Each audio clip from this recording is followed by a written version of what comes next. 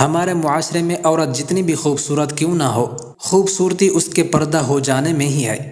کپڑے اترتے ہی وہ ماس گوشت کی حیثیت رکھتی ہے۔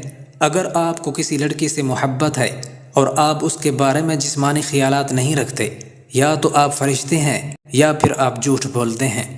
اگر ننگا ہونا اور ننگی گفتگو کرنا ماڈرن ہے تو جانور سب سے زیادہ ماڈرن ہے۔ اس لیے اپنی تہذیب نہ بھولیں، انسان رہیں، جانور نہ بنیں، ہم انسان ہیں۔ جسم فروشی کوئی جرم نہیں ہے۔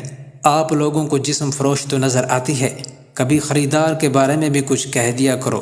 آج کل کے دور کی محبت صرف ہوس پوری کرنے کی ہے۔ جب تک جسم ملتا رہے گا محبت ہوتی رہے گی، ایک بار انکار محبت ختم۔ حیا کا درس صرف آج کی عورتوں کے لیے نہیں بلکہ مرد کے لیے بھی بہت ضروری ہے۔ ہر مرد یہ فکرہ ضرور کہتا ہے کہ مجھے تم سے محبت ہے۔ یہ محبت کیا ہوتی ہے، کوئی بتائے مجھے۔ ایک چلاک مرد عورت کو باتوں سے لے کر اکیلے کمروں تک لے جاتا ہے۔ اس میں غلطی عورت کی ہوتی ہے اور گناہ میں دونوں برابر کے شریک ہوتے ہیں۔ جب مرد عورت کی شرمگاہ کو چوم لے تو سمجھ جاؤ وہ ہوس کا بھرا ہوا ہے۔ دنیا کی حسین ترین عورت بھی مرد پر بوجھ بن جاتی ہے جب وہ بیوی بن جاتی ہے۔